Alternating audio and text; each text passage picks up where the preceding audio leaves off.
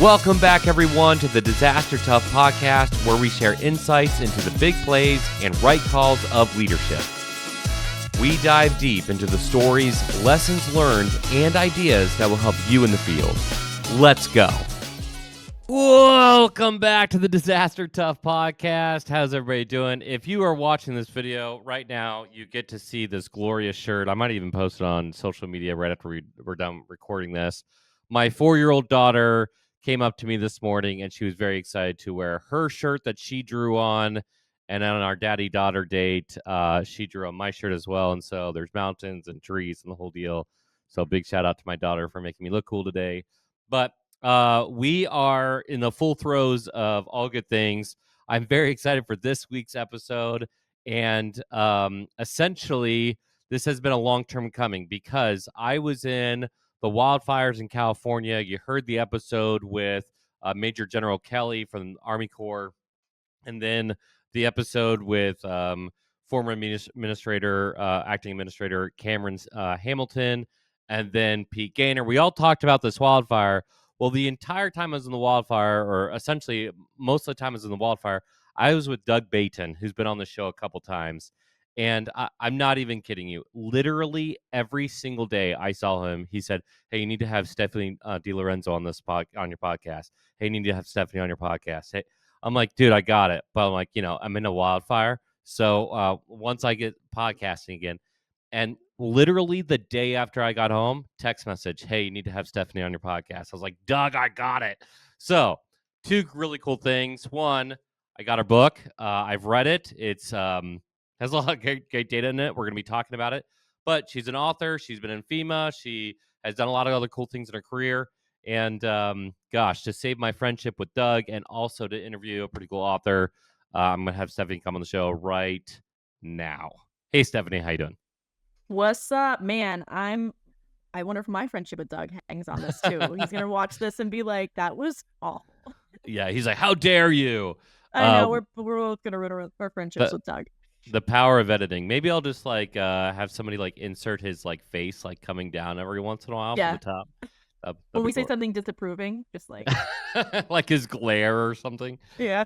It's funny. All right. Well, for the sake of the audience, and I kind of gave the brief backgrounds, but for their sake, can you just run through kind of your career background, and then we can talk about why you wrote this book, Navigating the Chaos of Your EM Career, the Ultimate Emergency Management Career Guide, which is pretty cool. Heck yeah. No, I'm happy to. I have worked in almost every sector of the field over the last 12 years and just was trying to find my footing, frankly. So I would get to a new job and be like, "Oh, this is close, but this isn't quite right." So I just kind of hunted around till I found what I kind of wanted. And so after 12 years of working in Red Cross, and then I went to consulting land for 3 years, and then I went to FEMA headquarters, and then I went to local government with the city of DC, and now I work for a nonprofit, the Jewish Community Center actually in DC as their EM and security director. I've just been all over the place. And so I think it was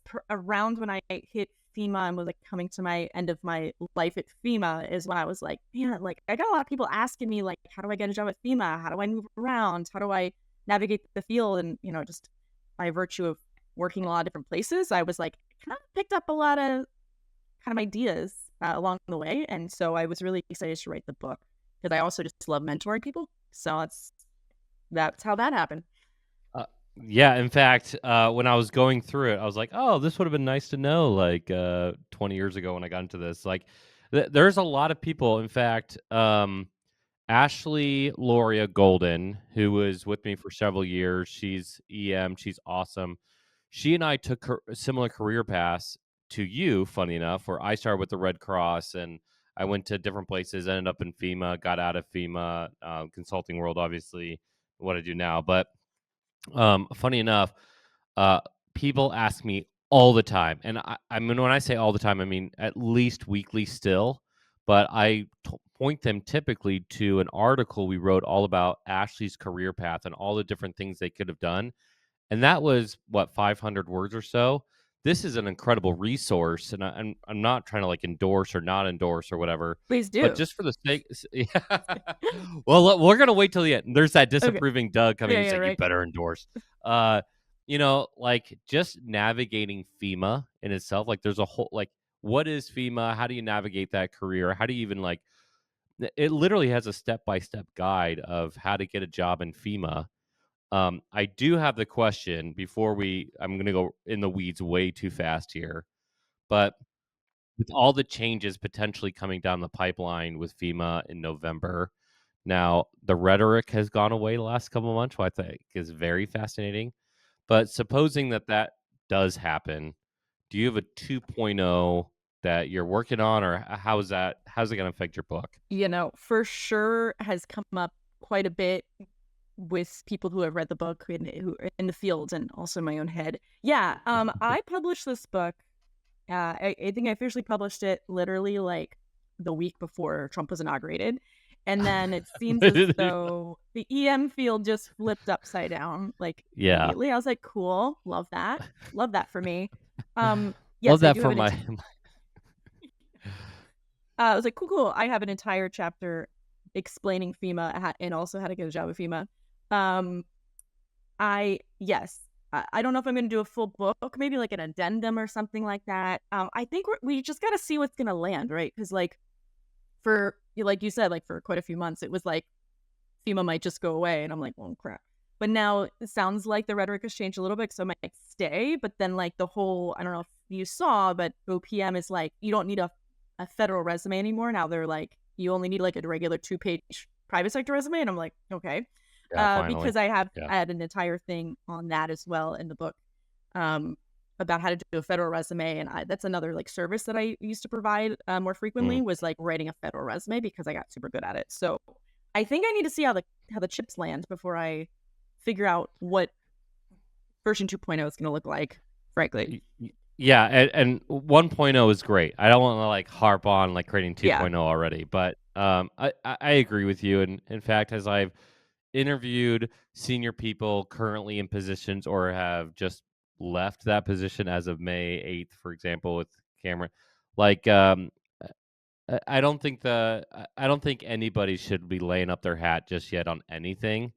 And quite frankly, things change, administrations change, priorities change, incidents happen. Like there's just so much that is happening and could happen that I don't think anybody should make major career shifts unless they're already looking at doing that. Like it might get them to move faster. I had people who were a good friend of mine who was thinking about retiring out of the Pentagon.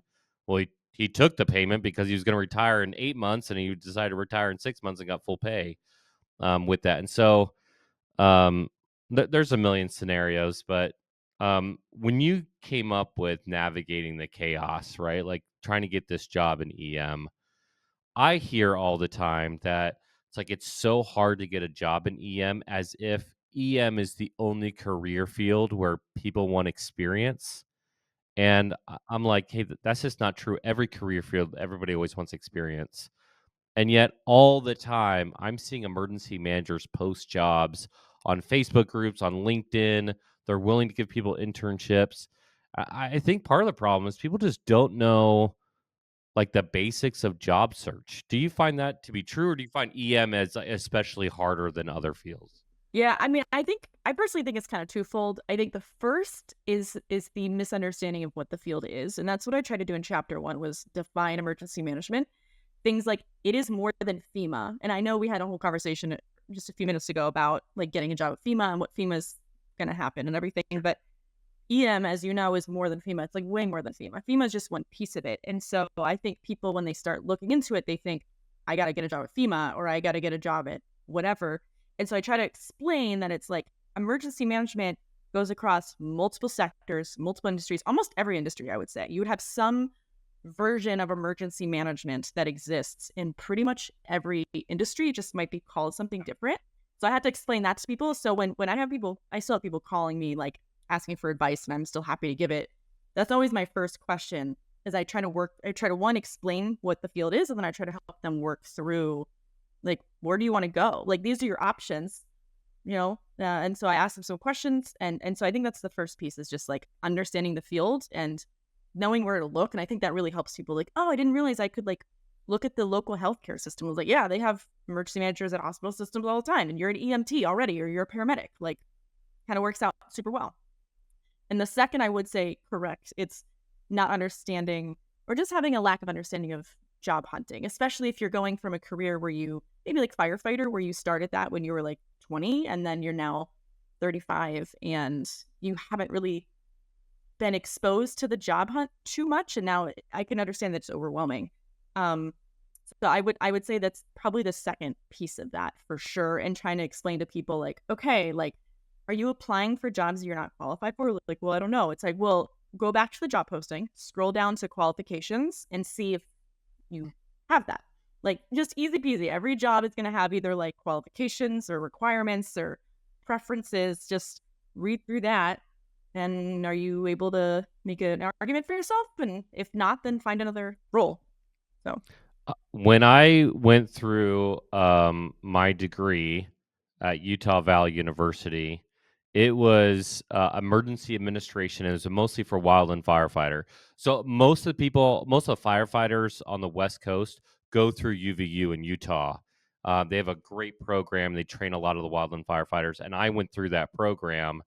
And it wasn't even called emergency management at the time, emergency administration. Then they renamed it later to emergency management. But I had gotten married essentially in my junior or senior year of college, and my wife was a year ahead of me, and we talked about where we wanted to go afterwards. And she's like, "I'd really like a job in New York City, or at least the East Coast." And so I talked to professors. I got a an opportunity to go to a couple conferences at EMI, and I got all these. You're following me down the rabbit hole real quick. There, I got all these informational interviews because I really wanted a job on the East Coast. I wanted to make my wife proud of me, and I went to New York Emergency Management. The name has changed like 3 times since then, but I went to their offices, and I wanted to get a job. I was like, "Oh, New York City! Like, I'm at this premier university program. I could probably get a job." And after the interview, she said, "Oh, by the way, we don't hire anybody who doesn't have a master's." And I was like, "Okay." Like, immediately in my mind said, "I'm getting a master's degree." yeah. But that goes back to, like, through those informational interviews, I was able to learn so much about what the check marks that I need to make instead of just guessing. And I did do that. I went through a lot of job postings and talking to different people and just saying, like, what, like, if you're going to find a knockout person, what do they need to have? And if I wanted a job at the time in New York, I thought I needed a master's degree. Now, I'm talking way too long, but I got to tell you this story because it's ridiculous. I've had somebody all through, I said I had all those informational interviews, right? All over the East Coast. I had somebody who point blankly told me I would never make it in their locality because I couldn't possibly understand their needs because I wasn't from there. And I vividly remember the conversation, but I didn't remember the person's name. And about 2 years ago, I found that person's business card because their assistant was like, "If you ever need anything, here's their card." And I've had that person on this podcast more than once, and I Does was he like, remember? Definitely not. Ah, They do not of course. remember. But I just it's just so funny. Like, even the reason why I tell that story for the listener is because even if you don't think you're meeting qualifications, even if like doors get slammed in your face, like, don't hold a grudge and Yeah. just like keep pushing forward, and navigate through the chaos. I'm gonna keep saying that so Doug doesn't get mad at me throughout the podcast. Just um but yeah, it's kind of a long story, but even like the basics. Let's talk about your passion, because right before we started talking, you said, like, I've really been passionate about this topic. Was that because of your own experience, or because of people close to you, and you're like, oh man, like I couldn't help them out? What was your causality of wanting to write this book? Yeah. And I guess to be clear, like, my passion is definitely like mentoring in general. I don't know. I just Awesome. like just like mentoring. I Mm. I wish I had a mentor. Actually, it's a lie. I did have a mentor. I've had multiple mentors, and I think everybody should have multiple Doug mentors. Bayton. Just kidding. Duh, yeah, Just kidding. exactly. Um, but I think you should have multiple mentors throughout your life, and I did, and they did help me navigate through this. But I was trying to be the mentor throughout your entire career with this book and everything like that, or doing my best to do that. I don't know. I just think it's really important, and I really value anybody who's ever sat down with me and took me under their wing to explain the ropes, like even in a new job, right? Or yeah, even like during the job, like later in that career, in that role or something like that. So I just really value it. I don't know. It's something that I'm really passionate about, that I really like. And I can't really think of one specific incident. I just have really appreciated that throughout my life, and I want to kind of give back in that way. Yeah, and quite frankly, a lot of emergency managers are just want to help the helpers, or just help in general. And so, like, it speaks to you as your like core emergency management selfish, if that makes sense. Yeah. Selfish, not Yeah, yeah, yeah. selfish. Yeah, that could have been bad. All the way through, speaking to your, your unique personality type of just wanting to mentor. Uh, I like, um, I like mentorship, but I hate things like onboarding. Oh my gosh. Like walking through people through process of things Yeah. is the worst for me. I mean, like Google, ChatGPT, don't ask me. But I do like opportunities like this podcast, because it is, by finding people like yourself and other people, that those are the mentors that people get access to that they normally don't get access to, which is pretty cool in itself. But yeah. I'm gonna open up your book here because I did read it, and so I'm gonna open up now a random page. Just kidding. Oh, you're gonna just quiz me on what I wrote? Like, You better read to me verbatim all the words. So I think it is chapter 6, right? Advancing in the field of emergency management, in the emergency management career field. I have found that credentialing and certifications, um, only go as far as not knowing the person that you want the job with. But as soon as, like, I want to say nepotism, but building relationships with people has advanced more careers than making sure you check the box. Do you find that to be true? I would find that to be true. I would find that to be 70 to 80% true. I think certain jobs will require certain things. So like I was trying to explain this to somebody the other day. Like I'm not a CEM, and I don't want to get my CEM, not because I'm like completely anti the CEM certification, but I because am. you're anti the Oh yeah, and I'll tell you why later. But yeah. okay. I just haven't pursued it because all of the jobs that I've wanted have just not required it. Like if it did, then I would. But I know that it is more common for a like local county EM director or somewhere in there to have the CEM certification. So if I wanted to go back and become an EM director for a county, I would absolutely pursue it. You don't necessarily need to. Same with like the CPCB or continuity programs, Oh, uh-huh. continuity one. Yeah, yeah, yeah. Uh-huh. EDC, CP, the continuity one. That's the PCP. same. No, I'm just kidding. Yeah. Okay. Sure. I love PCP. Yeah. If I wanted to go into private sector and really get into continuity programming and everything, I would absolutely take that. But that's not my thing, so I'm not going to like waste my time just getting certs like and things like that. And I think a lot of people kind of get lost in that as well. They're like, oh, I got all these like letters behind my name. Like why? Like, what is your goal? Like, you're a CEM and you're the continuity and you're a like, fire marshal. Like what, why? So you don't have to waste your time. You could, figure out which one's going to work the best for your path. Somebody asked me years ago, why I didn't have my CEM. I was like, because I have a freaking master's degree. Like I have 2 degrees in this topic. Yeah. But here's my thing on CM, because everyone was like, "Oh my gosh, did you just say you hate CM?" Yes, I do hate CM, but not for all the wrong reasons. If IAEM got rid of the CEM, I would probably be their biggest fan. Because the CEM is not a great gatekeeping tool, and I think it's kind of they're trying to push it for that. and certifications can help you. I think being a forever learner is great. I think including the CEM. I think getting the opportunity to prove your knowledge and test your knowledge and try different things. I think that's always a great thing. But I have no trust in the CEM for when I'm hiring somebody because it is not a great litmus test if they're a great emergency manager in the moment. Yeah. Academics, like understanding and like, but you can get the same information from uh, EMI for free. So why are you paying for a test? Those are kind of my whole. I think they should just get rid of it, and I think their organization would flourish if they put those dues towards other things. Quite frankly. Yeah, I mean, that's a valid argument for sure. I'm not even actually a member of IAEM as well either. Again, Mm. not just because I personally don't see the value in it, but I know there's a lot of people who might be in the comments being like, "Of course, there's so much value in it." Like, please How let me know dare what it you? is. Yeah. Please let me know.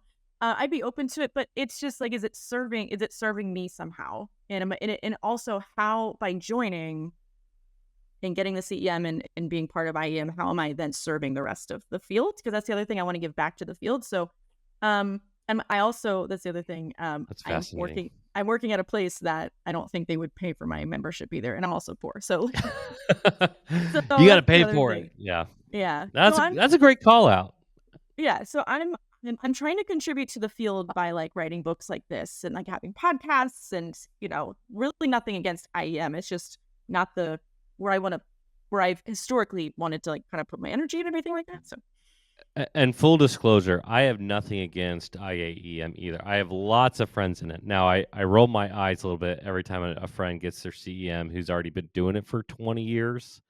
And I'm like, seriously? But at the same time, I think it is as an organization, I think it is a fantastic opportunity for dispersed emergency managers to come together, socialize, learn from each other, share ideas.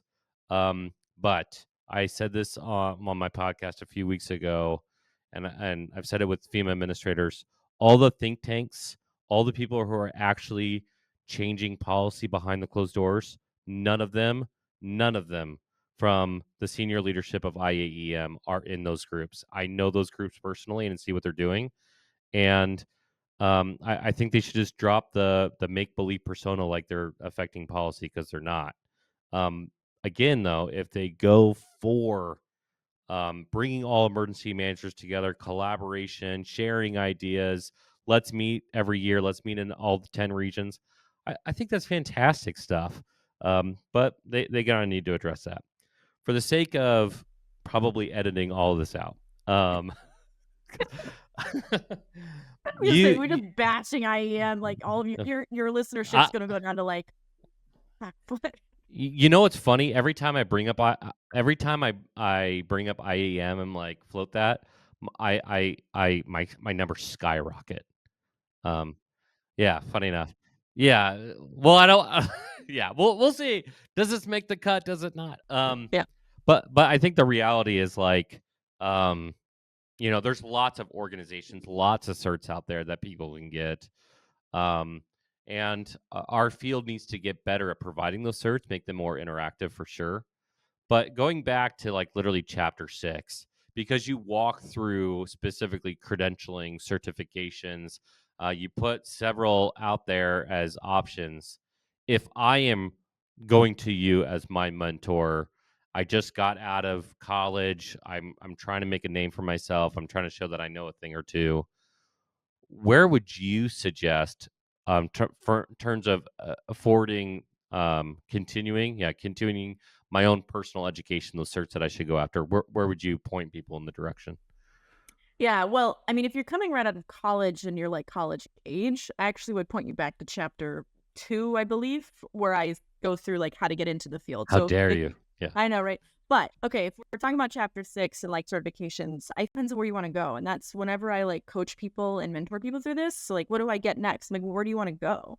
Um, and I think as you're advancing in your career, that kind of means you've been in your career for a hot minute and you kind of have an idea of the field. So you kind of have an idea of what you want to do. It's like, okay, are you leaning more towards response? Are you leaning more towards mitigation? Do you love preparedness and exercises and things like that? Like, do you want to be a leader of some fashion? Like, are you looking into like leadership roles, or are you looking to maybe specialize in something, right?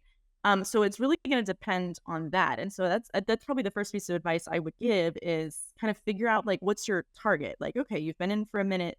Where do you kind of want to go? And then I would probably, push them into that direction and give them sort of suggestions along those lines. So if you wanted to do exercises, I would be like, maybe you should get your HCEP and your MEP, right? Like, and if you want to be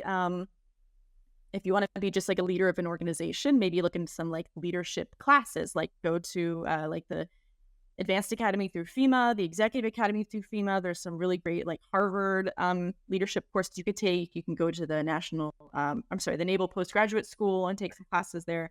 So it really depends again on like kind of where you want to go with your career. I agree with everything you just said. I'm also going to highlight something you wrote, because if I had only read this one thing out of your book, I would have liked you. Straight up.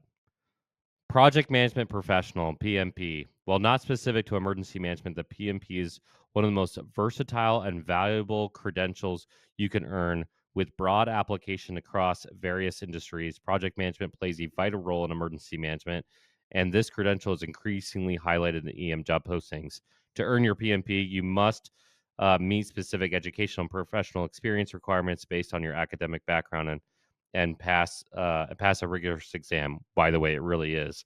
This certification not only validates your expertise in managing projects, but also distinguishes you as a well-rounded and adaptable professional.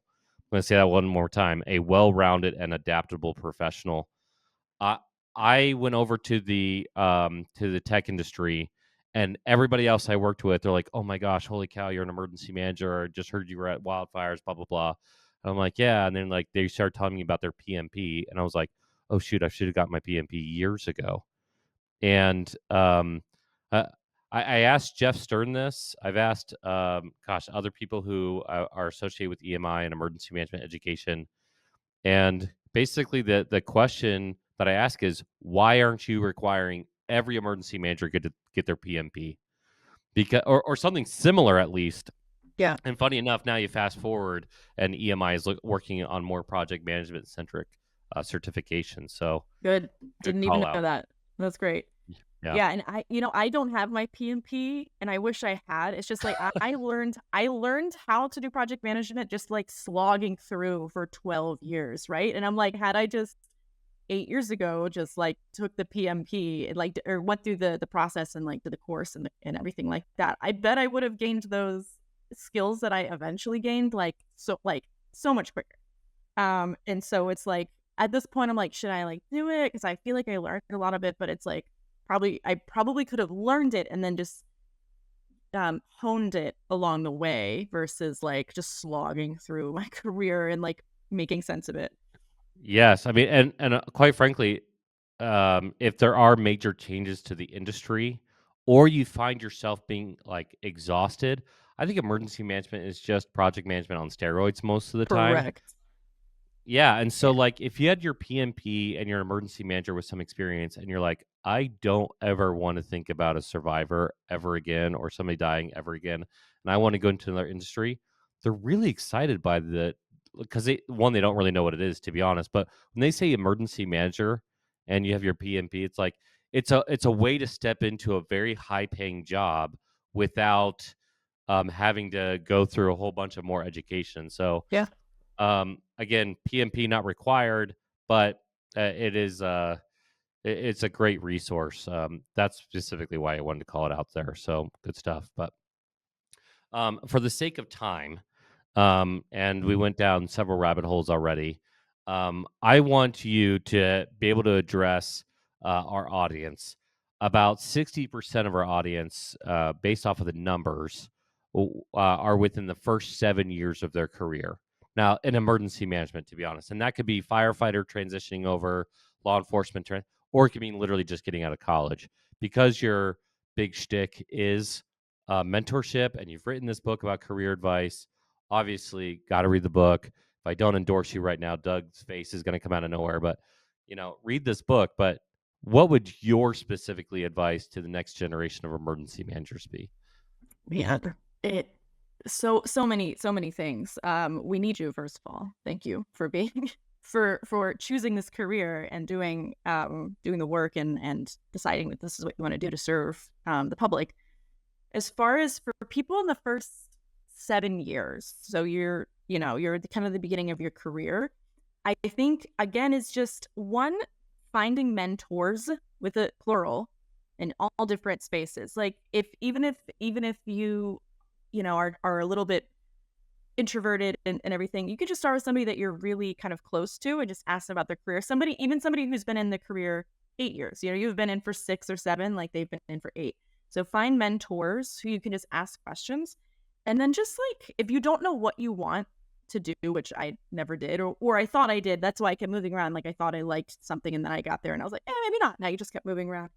Um, is just to keep getting more and more experience. So anytime you have some opportunity to do something, like if your company or your organization offers professional development funding, look into what are some things you could do to use that funding. And there's some ideas in here of doing some leadership programs or certain certifications you can get.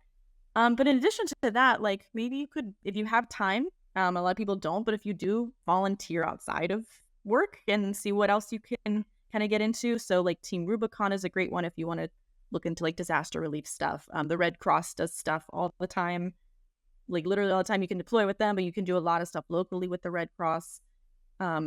Just keep looking to see what kind of tickles your fancy. And then once you kind of figure that out, then you can kind of focus a little bit more on where you want to go with your career. So for me, it was like I started thinking one thing and then I got to another one. And then I realized, oh, I actually don't like this. I want to do this. And that's just going to come with experience and trying new things. So, yeah, just all sorts of stuff.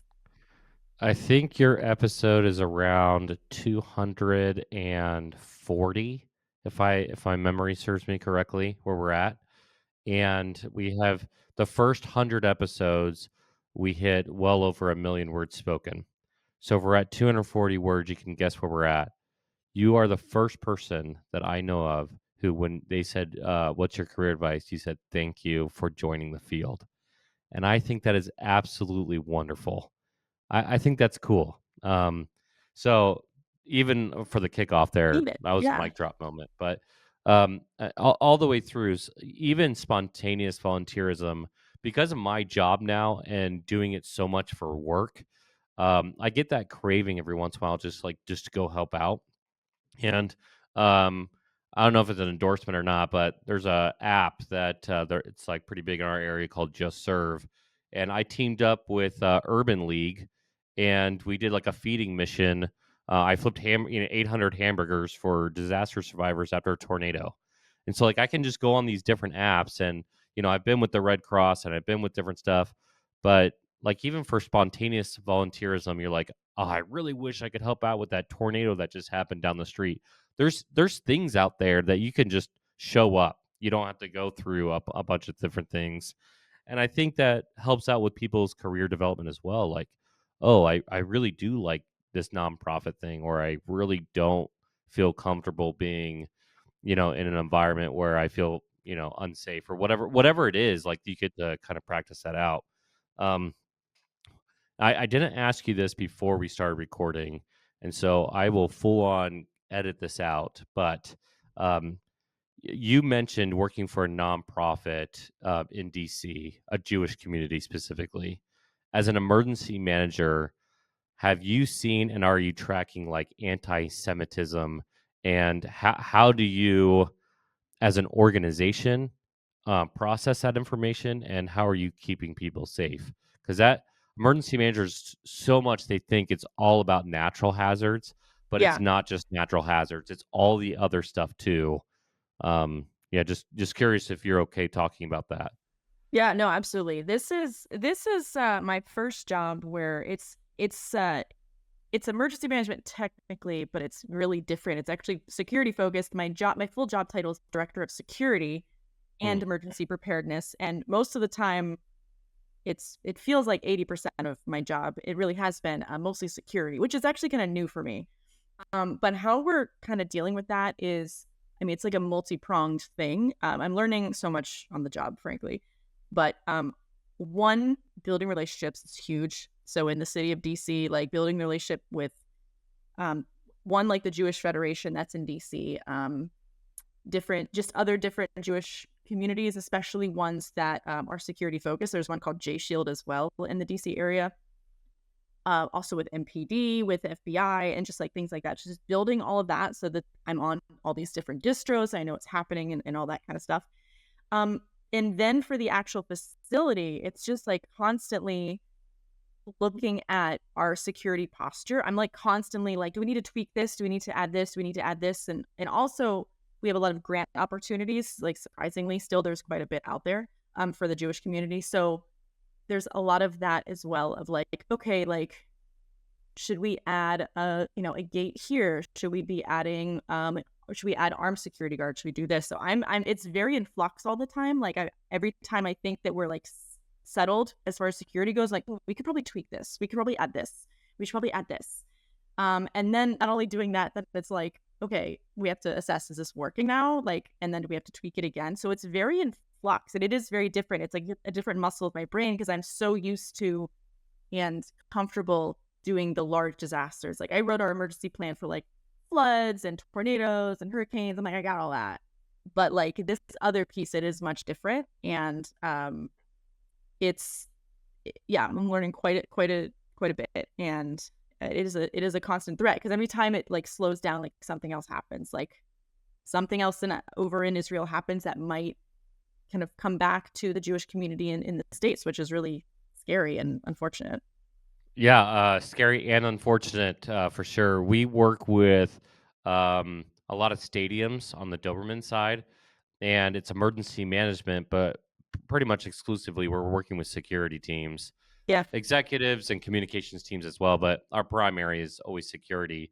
And I found this niche partially because when I was at the National Cancer Institute, emergency manager, so much of what I was doing was the security side of the house. In fact, we were embedded with security, and so it's like just kind of curious about that. The anti-Semitism stuff is really sad to me. Anytime that like you could just name infinite number of issues where people get riled up and they start doing stupid stuff to other people is just depressing to me. Like, like I don't know if people know this, but like they just don't have to do that. Like we could all just be like chill and super cool if the people just relaxed. Just And relax, guys. Yeah. yeah, And they're just trying. The thing is that like we're a Jewish community center, like so it's not a religious.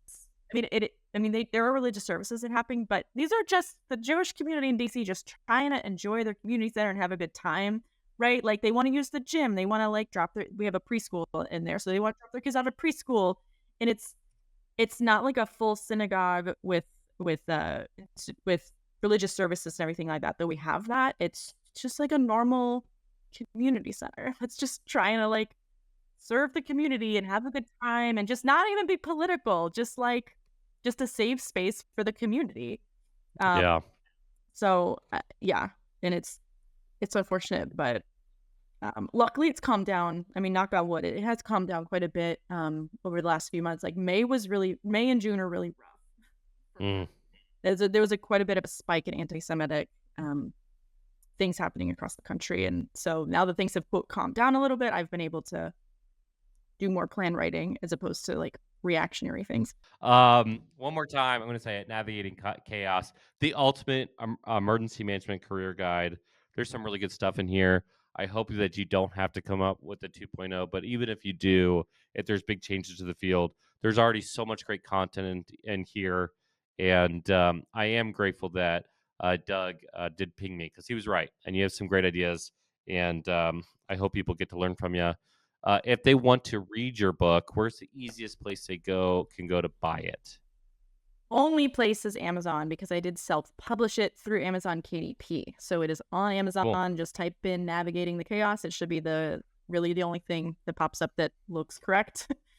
And yeah, it is available in book, obviously, book version. It'll be print on demand, and then you can do ebook as well. Awesome. Stephanie, again, thank you for coming on. Anybody, if you've already read this, we would want to know in like LinkedIn or the comments or otherwise. If you have a question specifically for Stephanie, you can send us an email at contact@thereadinesslab.com. We'll forward it on to her. And with that, we will see you for the next one. Peace.